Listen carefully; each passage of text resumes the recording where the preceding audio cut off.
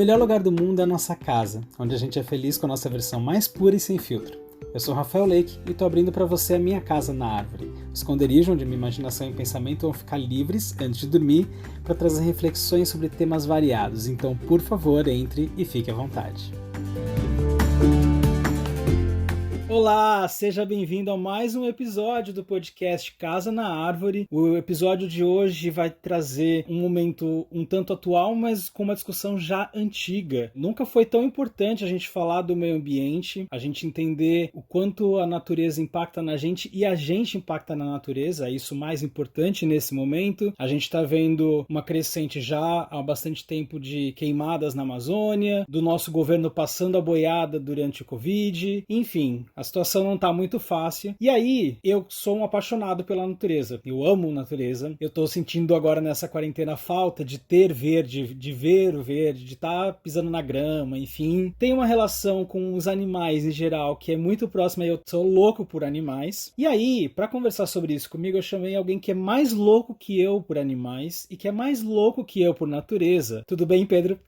Tudo ótimo. Adorei ser introduzido dessa forma. Olha, se eu tirar essa frase de contexto, já vai complicar, hein? Ou não, né? Porque ser introduzido de toda forma não... É verdade. Né? Se for de vontade própria... Tá valendo, né?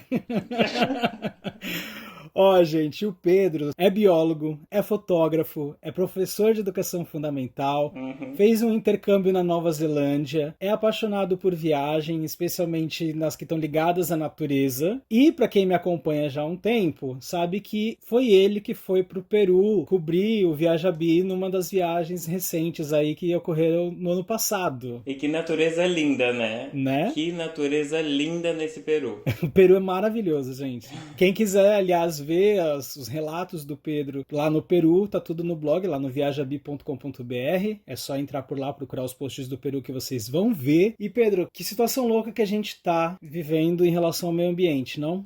E de certa forma uma resposta, né? De anos de práticas que nos levaram até isso. Então falar que situação louca é o mesmo que falar voltar ao normal. O que é o normal? Mas eu digo a situação louca nem da resposta, tô falando ainda das ações, porque elas ainda estão ocorrendo. Nossa. O que é louco é ainda ter essas ações que a gente tá tendo. Então sim, que situação louca. Antes da gente falar mesmo dessas situações, enfim, do desgoverno, etc., eu queria que, pra gente ter uma base aqui de quem é você e tudo mais, você explicasse um pouco das suas conexões com a natureza. Como é que você se conecta com a natureza? Que eu sei que você se conecta de várias maneiras com a natureza, com os animais, etc. Então eu queria que você contasse um pouco sobre isso. Eu acho que isso é uma coisa que veio desde sempre. Assim, eu lembro dos meus desenhos, eu sempre desenhava o que eu não podia ver com os olhos, mas que eu sabia que de alguma forma estava ali fora. E aí, ao longo da minha vida profissional, eu decidi fazer biologia, eu percebi que cada vez menos as coisas estavam ali fora. Tem muita coisa sumindo e isso sempre me deixou meio louco, desde muito novo, sabe? Eu pensava, o pessoal falava na TV que os tais tipos de corais estão sumindo. E aí eu coloco um pouco do ego no meio e penso, por que isso está sumindo antes de eu poder ver, sabe? Antes de eu poder estar lá e conhecer, né? Tá tudo sumindo. E eu percebo que tem muita coisa sumindo e cada vez mais. E aí eu comecei a dar aula para crianças e percebi que as crianças também estavam perdendo a chance de ver muita coisa. E cada vez mais eu tinha que lembrar de um tempo que tinha tal coisa, né? Isso para mim foi quando eu decidi que eu queria nutrir o meu conhecimento de como dar aula, como falar com criança para esse lado, ligado à natureza. Então teve muito a ver com a vontade que eu tenho de passar esse conhecimento, mas também teve muito a ver com a vontade que eu tenho de ter esse conhecimento,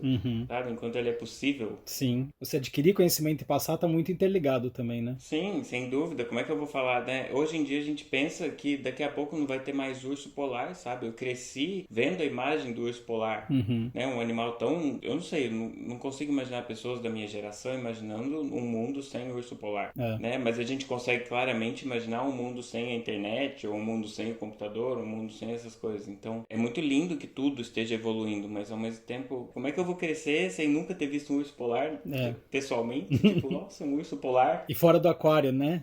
Exatamente. O urso polar é onde ele deveria estar. É por isso que eu fico feliz quando chega um macaco prego na minha casa, sabe? Eu me sinto privilegiado de viver num lugar que ainda chega um macaco prego. Se você tem um macaco prego na sua casa, você é privilegiado, sim! Privilegiadíssima que eu sou, porque eu não recebo um, eu recebo 8. E eu chamo eles pelo nome. Não sei qual é qual, mas eles cada um tem um nome. Olha só. E aliás, Aliás, se depois vocês quiserem ver o Pedro mostrando essa natureza na casa dele, praticamente, porque ele vive num lugar maravilhoso que dá inveja pra quem gosta de natureza assim como eu, podem seguir ele no Instagram. Qual que é o seu Instagram? P. Ambrosio. P-E Ambrosio. Fácil. Não é difícil, mas também não é nada muito espetacular, assim. Eu tenho o privilégio de morar numa casa, mas ela é no meio da cidade. Então, né, são várias bolhas. Sim. Eu consegui quebrar a bolha do apartamento, agora eu tô quebrando a bolha da casa e de pouquinho em pouquinho a gente tenta ampliar um pouco essa visão. No último episódio eu tava falando que um dos meus desejos, que era uma vontade muito distante, assim, não fazia parte da minha vontade e agora faz, é ter uma casinha no meio do mato pra viver eu e meu cachorro. Então, quando eu vejo seus stories, pra mim é muito gatilho. Eu falo, gente, queria. Ai, que bom, que bom. Eu me sinto, eu agradeço muito por isso, por ter chegado nesse momento e também por imaginar uma quarentena preso. Eu morei 11 anos no mesmo apartamento. Por 11 anos aquilo era o meu ambiente. E aí, meses antes da quarentena, eu fui pro Peru e aí aconteceu a mudança e aí, né, em março a gente foi obrigado a ficar... Foi obrigado não, né? Escolheu, porque teve gente que não escolheu. Ficar num lugar mais isolado para que isso favorecesse uma coisa que estava acontecendo no mundo todo. E eu tava numa casa, né? Eu posso olhar para uma árvore, isso para mim é sensacional mesmo. Eu tenho sentido bastante falta desse verde assim. E além de muito verde, você tem muitos animais em casa. Fora você e o seu boy, quantos animais você tem em casa? Eu acho que não dá nem para contar mais, porque depois que a gente pegou uma caixinha simples, que tem dentro uma colmeia de abelha, e aquilo tem vários animais que fazem um impacto talvez muito maior do que eu vou fazer a vida toda. E a galera compra animais de uma forma muito errada aqui no Brasil ainda. Apesar de ser uma fauna incrível que a gente tem, as pessoas ainda insistem em comprar de uma forma muito errada. E aí eu acolhi alguns que não tinham mais onde ir depois de terem chegado em algum momento assim. E é onde eu dou aula, né? Eu fico rodeado por eles. Desde esquilo da Mongólia, que você consegue comprar em qualquer lugar, na esquina, mas nem todo mundo cuida de uma forma legal, até um ouriço maravilhoso que morre de frio. Eu me sinto, de novo, privilegiado por poder dividir o meu tempo com eles. E aí, além das abelhas assim, de animais maiores, você tem cachorro. O que mais? Conta aí. Tem gato, tem esquilo, tem uma cobrinha que sofreu, tadinha. Por quê? Porque o pessoal, de novo, o pessoal compra de forma errada e alimenta de forma errada. E são animais que não são fáceis de se cuidar, né? E isso acontece muito. Eu não tenho nenhum pássaro preso, mas eu vejo que acontece demais o pessoal comprar papagaio, que é um animal que vive 80 anos e tem uma conexão muito forte com o ser humano, que às vezes compra com, sei lá, 30 anos, e aí aquele animal tá ali, e aqui em Floripa tem um centro muito legal que acolhe esse tipo de animal, e os pássaros são uma grande maioria nisso. Se eu parar pra pensar nesse assunto, eu vou devagar horrores. Só contar uma história, essa coisa com pássaros, eu tenho um amigo que ele tem 2 periquitos, ele também tem essa paixão, a mesma paixão por animais e tal. Ele mora em apartamento, então periquitos que, eu não sei se ele ganhou, como é que foi a história, mas que ele cria solto no apartamento, né? E apesar de não estar na natureza, não estar preso numa gaiola, já é uma coisa, né, bem mais avançada do que a maioria deles tem. Sim. E aí foi engraçado, foi a primeira vez que eu tive contato com um pássaro solto por mais tempo, e aí você começa a ver que eles têm personalidades individuais, que a gente acha que periquito não tem, né? Então é muito engraçado, assim, você começar a ver a conexão além aí com os animais. Nossa, demais, e às vezes você pensa, sangue frio, um réptil, né, não vai te reconhecer, mas se você transmite aquele cuidado ou aquele tempo de olhar uma forma de vida diferente da sua e reconhecer como uma forma de vida diferente da sua, existe uma resposta, por menor que ela seja, sabe?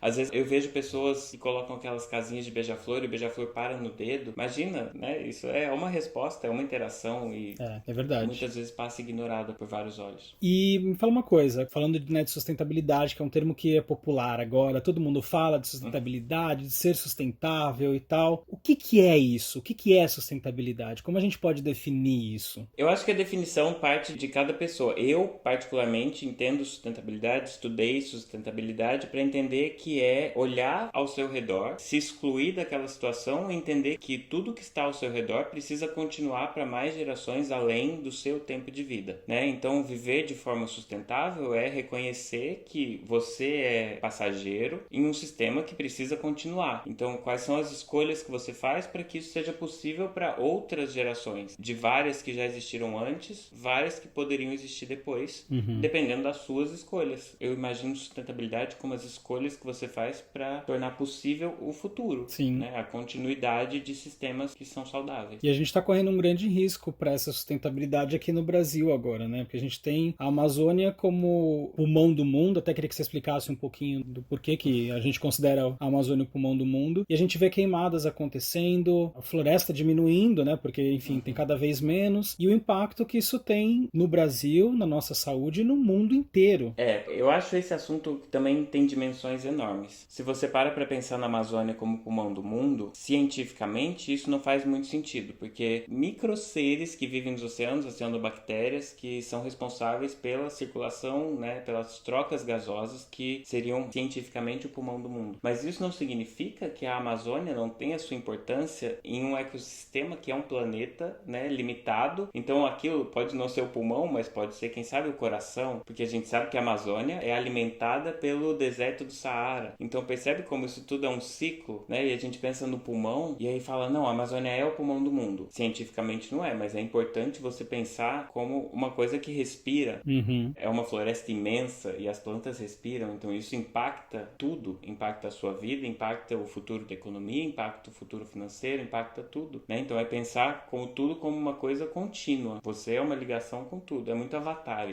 Por isso que eu gosto do filme Avatar. É uma fantasia, mas você é conectado com tudo. Tá tudo interligado, né? E não é nem pro lado esotérico, né, que é incrível também, mas eu tô falando de uma coisa mais... Dá pra olhar, você é conectado com o meio que você vive. E eu acho que esse é o princípio, tanto da sustentabilidade quanto da importância da Amazônia, como tudo. É tudo causa e efeito também, né? Exatamente. A gente... Aquela coisa do efeito borboleta, né? Isso pra mim fez muito sentido, né? Há muitos anos atrás, as primeiras vezes que eu ouvi falar de tsunami. Aí você fala, tá, mas nossa, por que o mar tá ali de boa, tranquilão, e de repente vem uma onda gigantesca que devasta, né, uma cidade inteira e tal. E aí você pensar que aquilo pode ter sido causado por um terremoto, por exemplo, lá no meio do mar, lá no fundo do mar, no fundo do meio do mar. Aí você pensa... No meio do fundo do mar. E aí você pensa o quão longe isso vai, né? E até aquelas coisas de historinha pra criança, né? De você jogar uma garrafa com uma mensagem no mar, isso pode chegar num outro lugar e chega mesmo, né? Chega. A gente viu com as manchas de óleo aí que a gente teve no Nordeste, as coisas chegam nos outros lugares, né? Tá tudo realmente interconectado. Ou uma garrafa plástica do Japão de 96, que tá nas Ilhas Maldivas, sabe? Em 2020, lá intacta. Isso é o mais bizarro ainda, essa questão do... Aliás, eu não tinha nem colocado isso na pauta, mas vamos falar um pouquinho sobre plástico?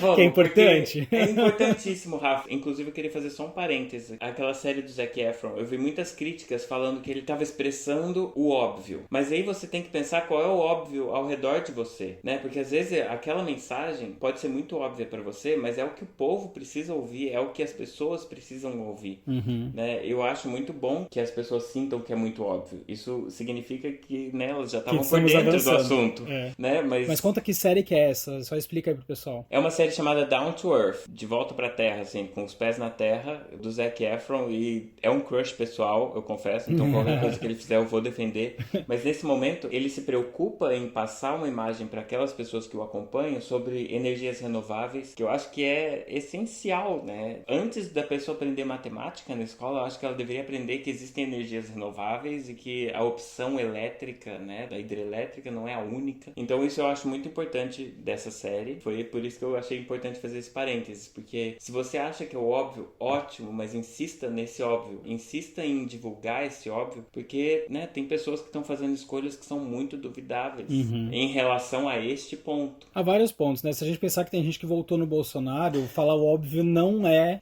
demais, gente. Fale o óbvio, não porque as pessoas não sabem. Esse é o ponto zero, né? É o início dessa discussão.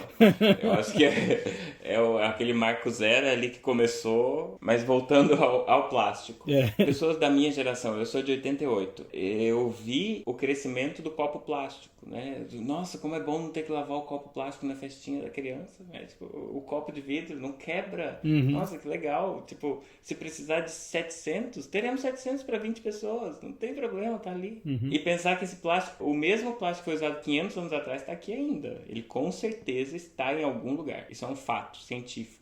Enquanto pessoas que nasceram 500 anos atrás, hoje não estão mais aqui. Isso me dá um pouco nos nervos, porque você vê as pessoas falando, mas é um canudinho, né? Não pode nada, não sei o quê. E aí, cara, eu fico bastante nervoso, ainda mais quando são pessoas próximas de você, que você ouve falando essas asneiras sem parar pra pensar um pouco no outro, sabe? É o mínimo de querer parar um segundo e falar assim, deixa eu pensar um pouquinho além do meu umbigo. Ai, não dá, não consigo. É o mínimo, é o mínimo. Porque o plástico ele demora muitos anos, como que é o processo? Como ele chega lá no mar? Não existe um processo, né? Você pensa que é um material que foi desenvolvido pelo ser humano, ele foi desenvolvido, né, quimicamente em laboratório e revolucionou a indústria, revolucionou tudo. Hoje tem plástico em tudo, né? A gente está conversando no computador porque o plástico foi inventado, mas ao mesmo tempo você não pensa que a ideia do descartável, se você pensa no plástico, o plástico não é exatamente o problema. O problema é o descartável, é você pensar que aquilo vai durar o tempo de vida que você vai durar também, né? E aí a gente já faz um paralelo com a sustentabilidade. O uso do descartável não é sustentável na base, na essência, né? Não existe um produto descartável que seja sustentável, porque ele é descartável, mas ele dura para sempre, pro seu para sempre. Então aí você pensa, o canudinho não é o problema. De fato, o canudo não é o problema. A gente usa cotonete desde sempre. Eu me lembro da minha mãe me amarrando no sofá para limpar o meu ouvido com cotonete, sabe? É um cotonete que está aqui até hoje e eu né, eu já tô de cabelo branco, eu já sei limpar minha própria orelha com cotonete de bambu. E aquele cotonete que eu chorei ainda tá em algum lugar, dentro de alguma tartaruga, não sei. Então é você pensar na durabilidade das coisas. O celular que você usa, ele é devido ao plástico. Ele dura mais por causa do plástico. Mas aí ele dura mais, mas ele dura menos porque a bateria para de funcionar porque você tem que comprar outro. Então tudo gira em cima, eu acho que tá lá o plástico como um problema grande, mas aí tem outra nuvem bem escura que é o consumo, né? E o consumo é muito favorecido pela possibilidade que o plástico trouxe. Então você aumenta essa bola de neve, né? Tem uma experiência muito legal do Google que é o Marshmallow Challenge. Você tem que construir a torre mais alta usando apenas barbante, fita durex, espaguete cru e o marshmallow. O marshmallow tem que ficar o mais alto possível. E as pessoas que mais têm sucesso com esse experimento são crianças muito jovens. Porque elas tentam várias vezes até fazer o marshmallow ficar lá em cima. E o adulto não. O adulto faz milhares de planos e tenta construir ou até pôr o marshmallow por último e aí não tem sustentação, né? Cai na hora. Então eu acho que isso é tudo, assim como o plástico foi uma construção, é uma construção você construir a possibilidade de perceber que né, aquilo ali vai durar para sempre, apesar de nada durar para sempre. E isso entra um pouco até em alguns hábitos sustentáveis que eu queria que a gente falasse um pouquinho, que vai desde o separar e lavar o lixo, né, que a gente separa, coloca lixo reciclável ou não reciclável, e entra aí nesse descarte que você falou, né, porque a gente tem controle de eu não jogar o meu canudinho, o meu copo plástico no mar. Eu tenho esse controle e eu não vou fazer, eu sou um cara incrível. Sim. Mas, se eu não faço o descarte correto do lixo, esse lixo vai para o mar depois, ele vai para a terra, ele vai poluir o meio ambiente de alguma maneira. Então, tem que pensar nesse equilíbrio, né, do ecossistema todo e nos hábitos sustentáveis que a gente pode ter também. Tem essa coisa do básico, né, separar o lixo, lavar, às vezes o lixo, que as pessoas fazem isso e já acham que estão sendo super sustentáveis, mas tem muitas outras coisas que a gente pode fazer. Eu queria que você desse alguns exemplos aí de coisas pequenas que a gente pode fazer no nosso dia a dia, pequenas mudanças que já vão causar um impacto grande.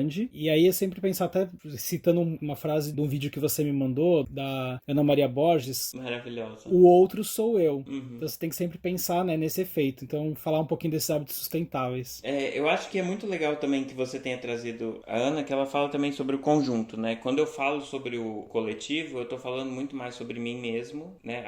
O meu olhar sobre o coletivo do que sobre aquilo. Então você separa o lixo, mas você não consegue entender se aquele lixo que você separou tá indo pro lugar certo na sua cidade, ou mesmo no seu bairro. São vários parâmetros que você tem que quebrar. E ao mesmo tempo eu vejo restaurantes nomeados. Aqui em Floripa nem tanto, porque existe uma ideologia um pouco mais de cidade pequena, mas eu vejo em São Paulo restaurantes premiados que tem o selo de sustentabilidade, porque no restaurante tem uma composteira, sabe? Uma composteira que se eu quiser ter do jeito mais fácil, custa R$80, eu compro pela internet e ela chega. Então aquilo me dá um selo de que eu sou um restaurante sustentável. Quando na verdade o que eu tô fazendo é pegando os restos de uma quantidade de casca de batata que eu corto e colocando na terra para que aquilo vire um adubo. E aí o meu restaurante é sustentável. Mas qual é o conjunto onde você está inserido? De onde vem aquele produto? De onde veio a batata que você comprou? Então é muito olhar a origem, eu acho. Eu acho que até eu tenho me perdido um pouco na pergunta. Porque eu falei um monte de coisa, né? Mas a gente pensar nas coisas pequenas que a gente pode fazer em casa. Além dessa coisa de procurar ver a origem de produção dos seus alimentos, dos produtos que você compra, cosméticos, etc. Sim. Tudo aquilo que a gente já ouve falar. Mas são algumas coisas pequenas que a gente pode mudar em casa. Então, coisas que eu já vi, por exemplo, as pessoas fazendo. Você falou do cotonete de bambu, da escova de dente, usar menos água, né? Desligar o chuveiro na hora que tá se ensaboando. Essas pequenas coisas que a gente pode fazer em casa, que são coisinhas pequenas, mas quando você cria uma rotina para isso, você economiza muita água, você economiza muito plástico, você economiza, enfim, você tem um impacto na natureza. Eu acho que para mim isso é muito... E é o que eu tento passar para os meus alunos. O menor que você pode fazer é tomar decisões. E decisões pensadas a partir de ponderar o que tem e o que não tem naquilo, né? Então, às vezes, você fechar o chuveiro toda vez que você está ensaboando é impactante? É. Mas aí você olha, e é muito fácil isso. No supermercado, você olhar se aquele produto que você comprou, ele foi testado em animais ou não. Porque isso é o mínimo. Às vezes o preço não é diferente só porque o produto foi testado em animais ou não. Aí depois você vai olhar várias coisas. Usou que tipo de óleo para produzir aquilo. O mínimo de tudo é você olhar se foi testado em animais ou não. Porque hoje a gente já sabe que é possível que você escolha produtos que não são testados em animais e custam o mesmo preço daqueles que são. Isso é o de todo dia, é o que você está falando. É o sabonete, é o detergente que a gente usa, é o produto que a gente passa no chão, sabe? É o básico do básico para você viver. E aí você passa para esferas maiores, tipo a loja onde você compra. Isso é coisa que eu penso muito, né? São as escolhas que você faz nesse sentido. A loja que você compra se importa de onde vem o produto que ela está vendendo, né? Se aquela pessoa que produziu o produto que você está comprando recebeu o mínimo suficiente para justificar o trabalho dela. Então eu acho que as escolhas pessoais são muito disso. E aí depois você tem uma esfera maior, que é aquela de escolher ter uma composteira na sua casa, no seu apartamento, né? Hoje a gente sabe que é possível e parece pouco, mas você usar o seu lixo orgânico, né? Não é o lixo, né? Você usar aquela casca da batata para produzir alguma coisa que vai alimentar a produção de um outro alimento. E isso a gente volta para aquela série que a gente falou, que tem uma frase muito legal, que é: o ser humano é capaz de sobreviver com uma batata e com um ovo por dia e água. Então, se você pensa nisso, né, e pensa em opções de sociedade que estão vivendo com uma batata e com um ovo, ou estão vivendo com o mínimo, ou estão vivendo sem causar um impacto tão grande, e aí qual é a distância que tem disso, que é o extremo mínimo, ao extremo máximo, que é você ser vítima do sistema, o que tem aí no meio? Se você olhar isso e prestar atenção nisso, você já está fazendo mais do que muita gente. Parece difícil, mas ao mesmo tempo parece muito fácil, só que não é fácil. Né? Exige uma dedicação. Não é fácil, né? Mesmo, não se engane achando que é fácil, porque você tem que fazer escolhas o tempo todo, e a gente tem um certo bloqueio em fazer escolhas. A gente acha que a gente escolhendo entre o sabor maracujá e o sabor hortelã da Colgate, a gente está fazendo uma escolha, mas a escolha é muito antes disso, né? É você escolher qual é a pasta de dente que você está usando. Não sei se eu fui muito longe agora. Não, acho que é bem isso mesmo. E pra mim, ouvir você é ouvir um professor mesmo, ouvir uma aula, porque tanto aqui a gente conversando quanto te acompanhando, né, as coisas que você publica no Instagram e tal, porque eu tenho muito interesse pelo tema, mas cada vez que eu vejo você falando, você postando, eu vejo que eu faço muito pouco também. Eu me coloco em xeque o tempo todo, e eu acho que é importante a gente também se colocar nesse lugar de desconforto, de falar, acho que eu talvez não esteja fazendo o suficiente, eu posso melhorar um pouquinho mais aqui, fazer mais aquilo lá e tal. E aí pensando até em formas práticas, assim, você falou de a gente não olhar se o produto foi testado em animais, pensando de forma bem prática, isso tá na embalagem, tem lá escrito, é isso?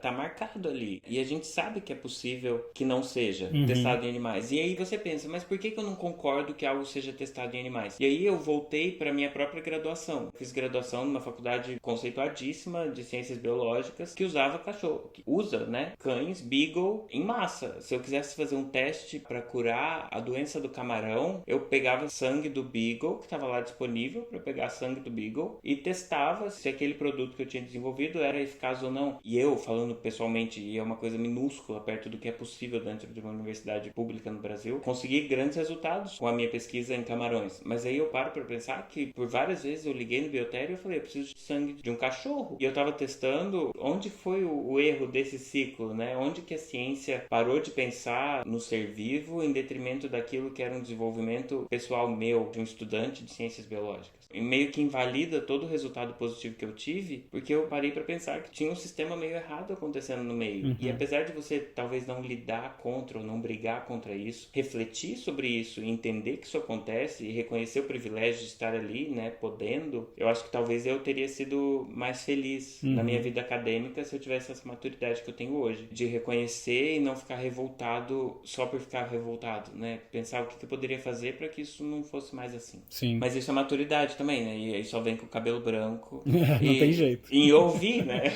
Ouvir e pensar, né? Hoje eu vejo as minhas crianças, eu falo minhas crianças porque elas são minhas mesmo, mas, sabe? Pensando cada vez mais cedo. E isso eu acho lindo. Por mais que seja pensando através de uma tela ou pensando através de vários sistemas tecnológicos que causam outros problemas, mas tá refletindo, sabe? Tá olhando que você tem um impacto aí e a sua vida de 80, 90 anos, ela causa um efeito. E eu acho que essa geração que tá vindo agora, ela vai vir melhor em muitos aspectos, né? Não todo mundo, né? Óbvio, né? Mas acho que boa parte dela vai vir de forma bem positiva pro mundo. Mas aí, voltando para as questões práticas, assim, a gente falou, por exemplo, de ver se é testado em animais ou não ali na embalagem, mas como que eu consigo saber se uma loja, como que ela sabe a origem do produto dela? Como que eu consigo essa informação? Eu só vejo assim, se você tá comprando de uma loja online, ela tem uma informação pelo menos de onde é produzido aquele material. Então é você perguntar mesmo. Se você entra em uma loja física, você pergunta se você quer produzido aqui, né? De onde veio? Ou você entra em uma multimarcas grande. Existem grandes marcas de fast fashion que produzem de uma maneira menos impactante. Existem outras que abusam a partir do ser humano. Então você pensa, se está abusando a partir do ser humano, qual é todo o outro impacto que está causando? Isso eu falo de grandes marcas, né? Que pagam, sei lá, 2 centavos pela produção de um sapato que vai custar R$2.000 na loja. E a única forma disso acontecer, se você tá na forma física, é perguntando, é se informando. E aí tá uma vantagem da informação da internet, né? É você ser capaz de pesquisar, mas isso não acessa todo mundo, né? Não é todo mundo que é possível, né? Às vezes aquela legging de R$3,90 que custou 0,01 centavo para ser produzida, mas chega ali a única coisa que você pode vestir. Então essa pessoa não é a culpada, né? E ela não tem que se sentir culpada. É a pessoa que está financiando aquilo acontecer que tem que se sentir culpada. Então você também não pode cair naquele paradoxo do, meu Deus, eu individualmente estou causando o impacto no planeta. Não, é nas suas possibilidades, olhando a sua realidade, quais perguntas você pode fazer e quais escolhas as suas respostas vão te levar. Isso até entra aqui numa outra pergunta que eu tinha para você, que é justamente na questão de desigualdade social. Porque a gente tem, principalmente em países como o Brasil, a gente tem uma desigualdade imensa, e aí a gente tem o discurso correto, né, da gente tem que pensar no meio ambiente, mas às vezes complica de você estar lutando para sobreviver, nem você falou da calça e tal, mas você não tem como pensar em comprar uma escova de bambu ou coisa do tipo, porque você não tem a grana para isso e tal, né? Mas de qualquer forma dá para pensar na natureza, no meio ambiente, em qualquer condição social, né? De alguma maneira? Sim, de alguma maneira sim, mas eu acho que é na responsabilidade de quem está olhando, de onde está o ponto de vista, sabe? Aquela pessoa que tem menos escolhas a fazer, ela tem menos responsabilidade no produto final. Sim. Né? Porque ou ela escolhe comprar aquilo e comer, ou ela escolhe não comprar aquilo, não comer, e aí a gente sabe o que acontece, né? Ou não viver ali e não viver em lugar nenhum. Então ela tem menos escolhas. Ela deve ser menos responsabilizada do que aquelas pessoas que têm mais escolhas ou que estão em um topo tão alto da pirâmide que estão provendo as escolhas, né? Porque a gente tem que entender que tem pessoas que estão fazendo escolhas que impactam aquela que não pode ter nenhuma escolha, né? E é tudo pessoas, seres humanos. É aí que a gente tem que pensar. Então eu não vou responsabilizar uma pessoa que ou ela compra aquela roupa ou ela não compra. Não é culpa dela que a pessoa que produziu aquela roupa tá em uma situação pior. Cada um tem menos escolhas e é isso que a gente tem que olhar. É uma desigualdade de escolhas também. Tudo tá tão interconectado que se a gente for pensar, agora pelo que a gente tá conversando fica bem claro isso, a desigualdade social afeta também o meio ambiente. Completamente, completamente. Qualquer tipo de desigualdade gera um desequilíbrio.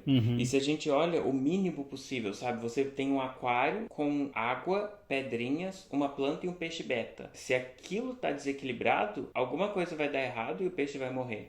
Né? Isso é uma metáfora muito importante. Né? E aí é um ecossistema mínimo, é uma coisa mínima, né? São 3, 4 variantes. É a água, a temperatura da água, o nutriente para ele se alimentar e a luz que chega ali, né? E agora você pensa num planeta. Que tem milhares de variáveis, Quais né? são as são todas, basicamente todas. E tudo aquilo tem que estar em equilíbrio. E tem uma espécie que está colocando em risco esse equilíbrio. Que é o ser humano, né? Somos. Me fala uma coisa aqui. Se eu matar um pernilongo que tá invadindo a minha casa, me picando inteiro, e eles têm uma paixão louca por mim, eu tô fazendo um atentado contra a natureza ou não? Não tá. Ai, não tá. Relaxa, respira. Você não é tão importante assim. Ufa. Por que você não é tão importante assim? Não tô dizendo que você não é importante. Estou dizendo que o peso de todos os insetos é superior ao peso de todos os outros seres vivos. Desde a esponja, do coral, todos, menos os insetos. Então, aquele inseto que tá te picando, se você viver em um ambiente equilibrado, você poderia ser um sapo, né? Que se alimentou dele. Entendi. Então, não é esse o problema. É o que eu penso. Se eu tô na natureza, eu tento só me proteger deles. Mas assim, se eu tô dentro de casa, eu penso assim, se eu entrar na caverna de um urso, o urso vai me matar. Então, se o pernilongo entrou no meu quarto, na minha cama, eu tenho total direito de matá-lo. Mas não é, isso alivia muito a minha culpa. Que o Globo Repórter não me escute agora, mas eu odeio o pernilongo. Nossa, então, gente, eu odeio, aí eu falo mesmo, eu posso estar sendo ruim pra natureza, mas, gente, eles me amam muito. É porque a gente é gostosa, amiga, a gente é gostosa, não é? Tem que aguentar. Eu conheço gente que não é picada por nenhum pernilongo. Eu tenho um ódio dessas pessoas. Ódio, dizem que é vitamina D, e a vitamina D também é uma coisa endógena, então você tem que estimular a produção de uma coisa pra evitar que você seja picado pelo pernilongo que quer te picar, sabe? Gente, é mais fácil matar, desculpa. Vamos já que não causa aqui. todo esse problema, não causa problema assim na natureza. Corta essa parte toda. Não. Mas eu acho que cientificamente a gente não ofendeu ninguém. Então... acho que não. Ufa. Aí a gente tava falando, né, dessas pequenas mudanças que a gente tem que fazer para poder pensar num mundo mais longínquo, sustentável e tal. Por que você acha que é tão difícil entrar na cabeça da maioria das pessoas dessas pessoas incorporarem de verdade isso nas suas rotinas? Porque, ok, existe uma parte de desigualdade que a gente tem as escolhas para fazer, mas mesmo dentro das escolhas que a gente tem para fazer, a maioria das pessoas não faz a escolha pelo sustentável. Então, por que é tão difícil? Eu acho que aí tem vários níveis para essa pergunta. O primeiro deles, eu acho, tem muito a ver com o conforto e com a zona de conforto, apesar de serem coisas muito diferentes. Você cresce num ambiente que é confortável viver de uma certa forma, e aí, querendo ou não, você se vê repetindo padrões que talvez você nem concordasse, mas você tá repetindo porque é o que te construiu. Você ser obrigado a se questionar o tempo todo e a trocar suas escolhas ou trocar escolhas que foram faladas para você que eram as corretas, eu acho que vai muito além da desigualdade, vai da possibilidade ou da capacidade do ser humano de entender o que é uma escolha, né? E aí você vê, o saco plástico é um exemplo muito bom. Eu não tenho número porque é um número absurdo a quantidade de saco plástico que é fabricada e utilizada por dia em qualquer país grande, desenvolvido, etc. Aí você vê países que cortaram o plástico e ninguém tá falando sobre esses países que vivem sem a sacola plástica. A gente no Brasil, eu moro em Florianópolis, é teoricamente uma cidade verde, uma cidade que tá ligada com a ecologia. Não tem nenhum supermercado que cobre pelo saco plástico. Se eu quiser chegar no supermercado e pegar uma bolsa de sacola e levar pra minha casa, eu posso. Não tem ninguém Eles que não fala cobram que eu aí? posso. Não cobram. Não tem nenhum supermercado que cobra aqui. Caramba, né? Caramba, pra mim já gera um impacto, porque aqui em São Paulo já acontece isso há um tempo. Há um tempo, então pra mim já é sim. natural pensar que é cobrado, né? E toda vez que eu ou qualquer pessoa daqui vamos a São Paulo, a gente é cobrado pela sacola, né? E Florianópolis é uma cidade que tem muitas pessoas privilegiadas, então pessoas que viajam bastante. E pra qualquer lugar que elas vão, elas percebem que elas estão sendo cobradas pelo saco plástico. Mas mesmo assim, é muito engraçado. Aqui tem uma Smart Fit que fica dentro de um supermercado. Tipo, ela fica em cima dos caixas do supermercado. E uma vez, há muito tempo, quando eu frequentava esse tipo de ambiente, kkk. Já começa um erro a ser Smart Fit, né? Exato. Então, há muito tempo mesmo, tipo, anos, quando eu frequentava esse tipo de ambiente e achava que era legal, eu deixei meu celular gravando em cima pra ver o tanto de gente no supermercado caro, que era o mais caro da cidade, ainda é o mais caro da cidade, que usava a sacola plástica. Então, é uma pessoa que já viajou pra São Paulo, com certeza, né? Ou que sabe que em algum lugar o saco plástico é cobrado. Eu me sinto mal só por isso. isso. Uhum. Sabe, quando eu vejo que tem a opção do saco plástico, e às vezes é uma coisa, né, que você compra e põe na sacolinha. A pessoa põe na sacola antes de te perguntar. É. Aqui em Floripa é muito assim. Você vai numa padaria e você compra um saco de pão, já vem no saco. Aí a pessoa põe em outro saco quando você passa no caixa. Uhum. Eu falo, moço, eu não quero sacola. Mas você não quer sacola? Não, não quero sacola. Ah, então tá. Meu, como é que ainda é chocante que eu não quero a sacola, sabe? Eu não paguei pela sacola. Eu não estou comprando a sacola, eu estou comprando o pão que já tá dentro de um saco. Uhum. Se já que não cobra a sacola, por que você que não quer pagar a sacola tá pegando a sacola? Sei lá, eu acho bizarro isso. Se parar pra gente falar sobre a sacola, a gente poderia fazer um episódio todo, né? Tipo, Só de sacola. a gente poderia construir a casa na árvore falando sobre a sacola.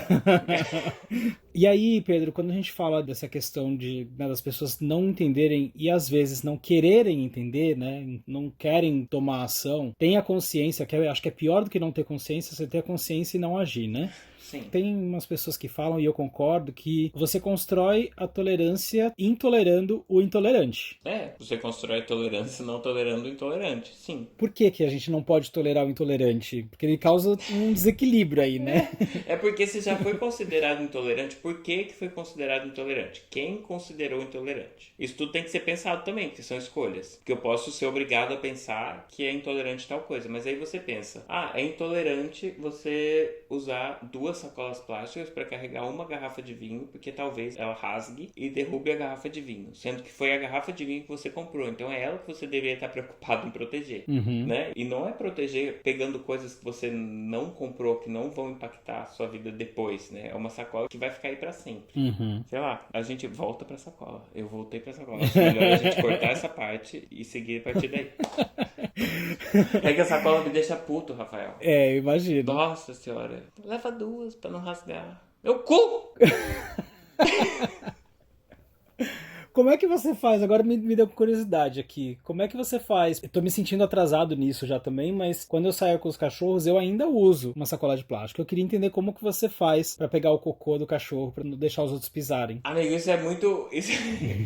Eu tenho até medo de responder essa pergunta. Por quê? Porque aí... Sabe por quê? Porque eu penso no cocô do cachorro. Eu penso quanto tempo o cocô do cachorro, por si só, tipo, o cachorro chegar ali e fazer o cocô. Quanto tempo aquele sistema ia durar. Uma chuva, basicamente. Uma chuva, um pneu de carro. Certo. E aí eu pego uma sacola que vai durar pra sempre, pra proteger um cocô que envolto na sacola também vai durar pra sempre, porque ele tem uma sacola que vai proteger ele pra sempre ali, pra sempre ele vai ser um cocô envolto numa sacola, ao invés de virar qualquer outra coisa que um cocô viraria em 2, 3 dias. Não, então, eu concordo com isso e penso nisso, mas ainda tive uma preguiça mental aqui que eu não consegui chegar numa conclusão de como que seria o melhor jeito pra pegar o cocô do cachorro. Sabe, qualquer outro jeito, um guardanapo, sabe? Se o seu cachorro é grande, 2 guardanapos. Ou No caso o que do o Lupin Enos teria que ser usa. uma folha de A4 Uma mesmo, cartolina. Eu acho que ele precisaria de uma árvore pra fazer. O Bartô também é assim. Mas aí também vai de novo, eu me sinto privilegiado porque eu faço escolhas dos cachorros irem para um lugar que eles possam fazer um cocô que eu não vou ter que catar. Mas quando eles fazem o lugar que eles têm que catar, eu vejo o que está disponível ao meu redor. E muitas vezes é o Enos com uma folha de uma planta que está caída no chão. Sim. Né? Então, assim... Quando eu morava no outro prédio que eu podia levar ele, tinha uma área ali que dava pra ficar os cachorros, eu recolhi o cocô, porque apesar de não querer deixar lá, eu não vou deixar as pessoas pisarem também no cocô, Sim, porque eu pisei claro. muito e é um saco. Eu usava folhas que estavam caídas ali pra poder recolher. E também não é isso que eu tô falando, não tem que deixar no meio do caminho, sabe? Se o seu cachorro passeia na calçada, onde passam pessoas, onde passa uma pessoa com cadeira de rodas, que vai pegar naquele cocô, é óbvio, você tira com a sua cara se precisar, porque é um impacto que você tá causando. Agora, se você tem a possibilidade de escolher aonde aquele cocô, porque querendo ou não, a gente controla muita coisa. Eu sei que eu tenho o privilégio de deixar o meu cachorro fazer cocô num lugar que talvez seja até bom pro lugar. Sim. Mas se você não tem, eu concordo plenamente, pegue. O último recurso, pegue com plástico se precisar. Mas procure outras formas de pegar. O saco do pão, sabe, que comprou um papel, alguma coisa que vá deixar aquele cocô também voltar pro ambiente de alguma forma, porque ele é benéfico, sabe? Ele não tem ali um produto químico que você tem que envolver em plástico para durar por muito tempo e ser descartado num lugar que vai durar para sempre. Sim. Ou acabar no fundo do oceano. Desculpa te cortar, mas será que existem saquinhos saquinhos de cocô para cachorro de papel? Existem com certeza. E existem inclusive de um material que é feito da mandioca que é compostável. Ele pode levar um pouco mais de tempo, mas ele vai eventualmente se decompor. E isso já é uma escolha possível. Então se você compra, tem gente que compra aquele saquinho que vem enroladinho, né, para tirar o cocô do cachorro, que ele fica até dentro de um ossinho de plástico, assim, tipo, eu já comprei isso pra Frida. Eu tenho esse. Eu paro pra pensar no absurdo que é eu comprar um plástico pra tirar o cocô do meu cachorro, sendo que existem outras formas que eu posso escolher, sabe? A folha de um caderno, que seja, ou qualquer outra opção. Um saco plástico que eu peguei de graça no supermercado já é melhor do que comprar um plástico pra aquilo. Sim. A não ser que eu compre um plástico compostável, que já é uma opção. De novo, privilégio. Se você tiver a oportunidade de ter acesso a esse plástico, ele é, pra produzir, ele é mais barato do que um plástico normal. Então, teoricamente, ele devia estar ofertado pra você a um preço mais acessível do que o plástico normal que você compra, sabe? Sistemas, né? Mas na prática é assim? Ele custa mais barato mesmo? Não, né? Não. Não. A indústria também é assim, né? Não ajuda muito na sustentabilidade. Não ajuda, né? De jeito nenhum. Até porque não é economicamente interessante pra eles, né? Agora, se você produz o plástico do seu cachorro a partir do excesso do moer da mandioca, sabe? Isso não tem uma empresa que precisa disso. É o que sobrou de resto de uma outra empresa sendo usado para produzir uma coisa que vai ser ofertada por um preço menor. Economicamente não é interessante para o dono da empresa. Sim. Somos marionetes, né, de um sistema, e aí lutar contra esse sistema é muito difícil. Bom, primeiro, saudade de saudar a mandioca em vez de saudar a cloroquina. Segundo, vou começar a fazer minha parte e buscar também esse saquinho que você falou, porque eu ainda compro esse saquinho. O meu pensamento era, se eu usar um saquinho de supermercado, por mais que eu peguei de graça, é mais material que eu tô jogando ali fora do que um saquinho pequeno, mas tem isso que eu tô comprando também o saquinho. Então eu vou ter que pensar nessa possibilidade, sim. Vou atrás e vou fazer a minha parte. Tá vendo, gente? Falar com o Pedro é uma aula. Ô, Rafa, mas pensa também em modificar a sua realidade no mínimo possível para não precisar disso. Tipo, você tem que pensar em pequenas coisas. Por exemplo, você mora num apartamento, certo? Certo. Quantas vezes você desce com o Lupin pra fazer o cocô e com o irmão dele, que eu esqueci o nome? Com o Luke e o Lupin. Duas vezes por dia. Uma vez de manhã, uma vez à noite. Considerando o Lupin o tamanho que é, deve ser uma quantidade, né, substanciável de merda. Sim, tem dias que ele faz mais do que eu. Mas é verdade, gente. Tem dias que eu falo, gente do céu. Sim, sei como é. Então, e tipo, no seu apartamento, você já tem uma composteira? Não, mas deveria. E isso talvez seja mais importante ou mais fácil de pensar do que pensar em resolver o seu problema do saquinho do Lupin, né? Talvez tenha um impacto maior. E aí, a partir do momento que você tiver uma composteira e tiver construído uma rotina que te ensine a lidar com aquela composteira, que hoje é muito possível dentro do apartamento, você talvez tenha ideias melhores para lidar com o excremento do seu cachorro. Isso é verdade. Nem todo mundo tem quintal. Aliás, pouquíssimas pessoas têm quintal. Mas a companhia de um cachorro pode mudar vidas. Sim. Né? Então, o problema não é o cachorro ou o cocô do cachorro, de forma nenhuma.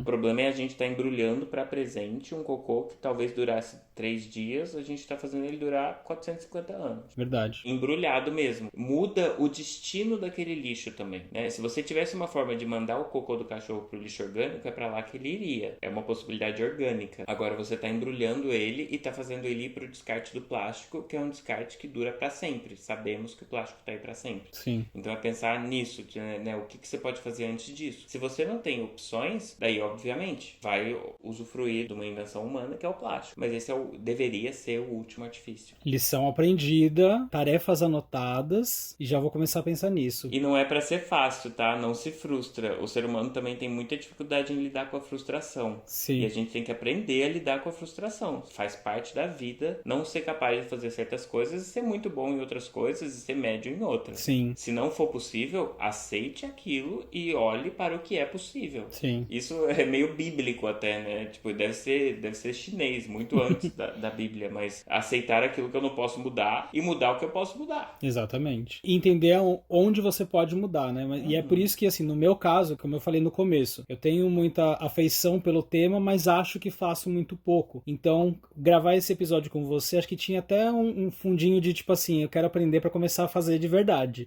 Espero que daqui a algum tempo a gente grave outro episódio e eu já conte uma história diferente pra você. E eu também, eu espero, porque é uma coisa constante também, nunca vai ser suficiente. Por mais que eu faça um pouco mais, eu sei que tem muito mais que eu poderia fazer. Uhum. Sabe? E isso é uma consciência que a gente vai construindo. E ficar tudo bem com isso é o primeiro passo. Ô, Peu, e saindo um pouquinho do cocô e indo para um lado um pouco mais bonito da natureza, um pouco mais cheiroso, um pouco mais, né, bonito de ver e tal. Eu tive uma experiência lá em 2013, tava viajando, tava na Escócia, tem até vídeo disso, tava subindo no morro e não tinha olhado para trás. Quando eu parei, olhei para trás, eu vi uma vista que parecia uma pintura. E ali foi uma primeira vez que eu comecei a chorar vendo uma paisagem, vendo a natureza, me sentindo assim profundamente conectado com aquilo. E aí até naquele texto que você me passou, né, naquelas palavras da Ana Maria Borges, ela fala também sobre isso, né, de admirar a natureza, que isso traz um benefício pra gente também, é uma inspiração. Eu queria que você contasse um pouquinho, primeiro se você já teve essas experiências, né, como foram essas experiências de contato profundo com a natureza, como que isso mexeu emocionalmente contigo, né, de benefícios, inspiração e tal. Eu acho muito lindo falar sobre isso. Até porque tem muito a ver com o que eu decidi fazer da minha vida profissional, né? Que prioritariamente hoje eu sou um professor de ensino fundamental que tenta falar sobre o belo, que não é necessariamente produto do ser humano. Uhum. E eu vejo muito isso porque eu cresci apaixonado pelo mar. Apaixonado. Os primeiros desenhos que eu fiz era o fundo do mar. Eu vi o mar quando criança, de muito longe. Quando eu tinha uns 6 anos, foi muito pouco antes do meu avô falecer, que é uma referência muito grande pra mim. Eu fui pra Santos ver o mar e tipo, eu tive que pegar horas de estrada pra ver o mar e eu vi o mar de muito longe, mas mesmo antes de ver o mar eu sabia que eu tinha uma conexão com ele. E aí eu ganhei um concurso com 14 anos, fui pra Nova Zelândia e na Nova Zelândia foi a primeira vez que eu pus o meu pé no mar, assim, sabe? Que eu entrei no mar. Sério mesmo? Sabia tudo que tinha ali dentro, Rafa. Eu já sabia a temperatura, eu sabia o que eu ia sentir quando a onda batesse em mim, eu sabia os bichos que eu ia encontrar naquele mar. Caramba. Porque eu era apaixonado pelo mar, mas eu tava quase fazendo 15 anos e eu entrei no mar pela primeira vez, sozinho. Tava gelado, era tipo verão da Nova Zelândia, tipo água gelada, gelada. E eu entrando assim, eu tipo,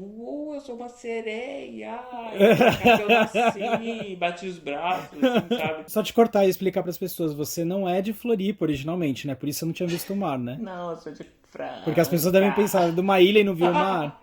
Seria, né? Que bolha é essa?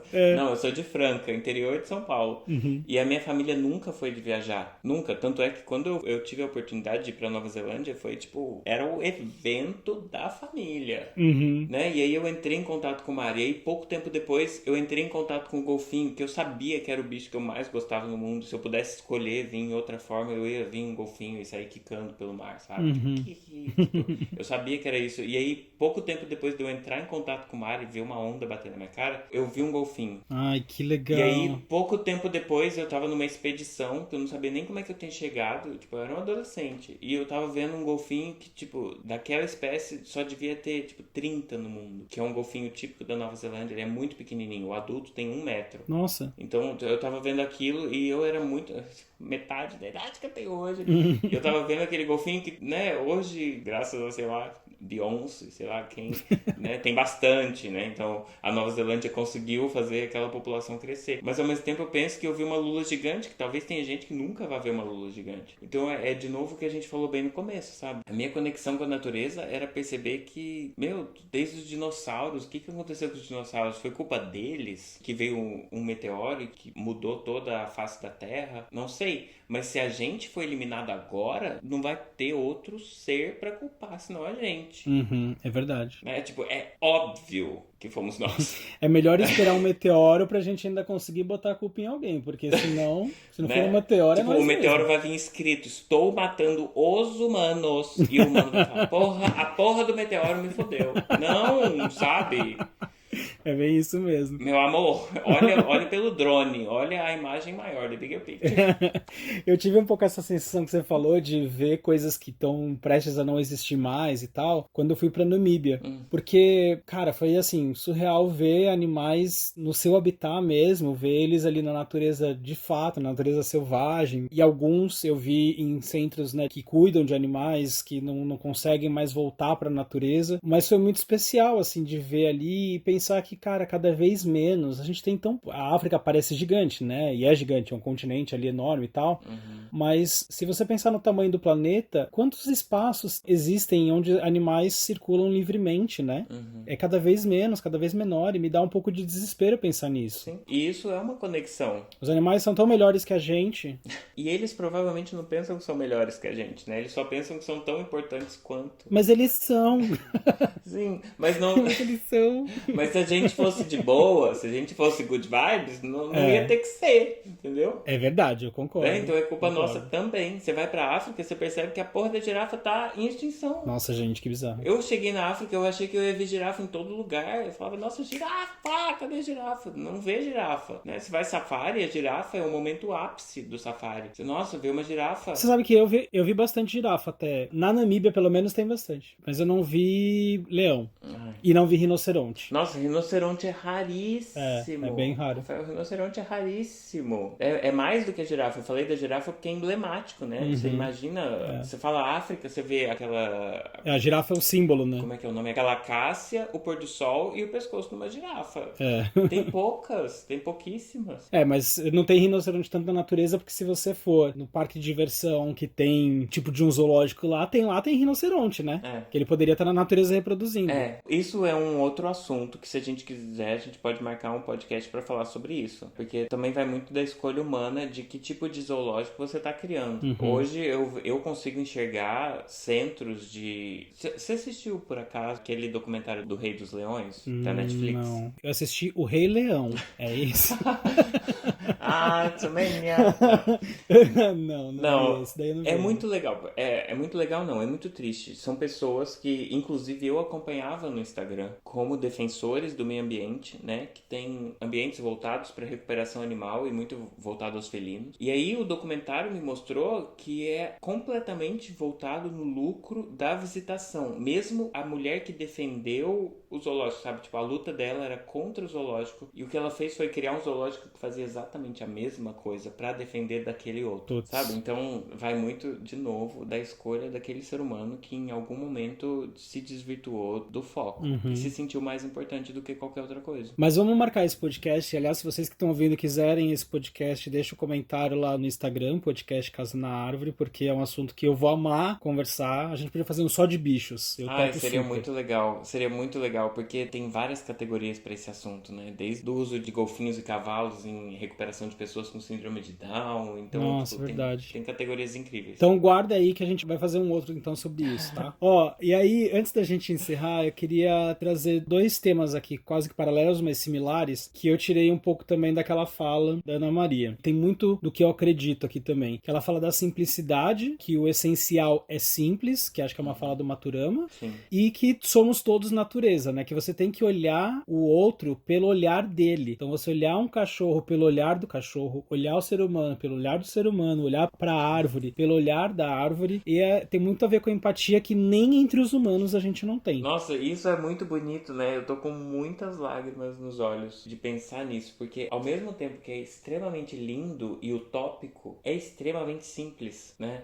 É o básico do olhar mesmo, de você se enxergar, mas não se enxergar sozinho, se enxergar como parte conectada com tudo. E aí muitos chamam isso de amor, outros de empatia. Maturana traz muito como amor, e a empatia já é uma palavra um pouco mais nova. Eu acho muito legal pensar como amor, porque se você olha pro outro como algo semelhante e o outro sendo qualquer outra coisa, isso já é um passo muito grande, né? E ajuda a reconhecer privilégios, ajuda a reconhecer status, ajuda a se colocar no seu próprio lugar, que é uma coisa que todo mundo busca por terapia e que é extremamente importante, mas é uma busca. E semelhante na diferença, né? E reconhecer mesmo, se reconhecer qual é o seu papel ali, qual é o papel daquela coisa que está na sua frente. Por mais que ele pareça menor aos seus olhos, ele é tão importante quanto aos olhos maiores do todo. É você falar do outro como se você estivesse falando do outro a partir da sua visão do outro. Então você observou mesmo, você ouviu, e é o que você falou. Entre os humanos já é difícil. Agora imagina entre um humano e um passarinho na gaiola. Acho que é por isso que algumas pessoas que têm um pouco esse olhar, e acho que que eu posso me orgulhar de ter um pouco desse olhar, se dão tão bem com animais, né? Sim. Eu tenho uma conexão meio profunda, assim, com animais e já aconteceu algumas vezes de animais terem, sei lá, na casa do meu ex, por exemplo, eu chegava, ninguém conseguia dar remédio pro cachorro. Que ele mordia, fazia um escândalo. Eu enfiava o dedo na goela do cachorro, se precisasse, e ele não fazia nada. Então acho que entra um pouco da conexão que você cria respeitando ele como um ser vivo e, sei lá, né? Completamente. Completamente. E isso ensina muito também sobre as relações entre nós humanos. Eu e meu pai, a gente nunca foi próximo, sabe? Sempre houve muitos obstáculos para que a gente fosse próximos. Mas hoje, quando eu olho o que meu pai sempre teve com os bichos, sabe? E às vezes era bizarro, assim. Meu pai sempre foi caminhoneiro. Às vezes ele chegava em casa com um filhote de gavião, assim, sabe? Que ele viu caído na estrada. Aí a gente ia cuidar desse filhote de gavião até poder ser solto. Que legal. E meu pai não é estudado pra isso, sabe? Meu pai não é biólogo nem nada, mas a gente tinha o gavião que a gente tinha que cuidar pra ele poder ser solto. E aí é você se permitir também, sabe? Essa possibilidade de enxergar o seu impacto. É muito bonito isso. É meio piegas falar da pegada de carbono, até porque não é uma coisa que acessa todo mundo, né? Você falar da pegada de carbono é muito difícil pra aquela pessoa que não tem instrução. Mas você falar de amor pela coisa que deve ser vista como seu semelhante é o básico de tudo.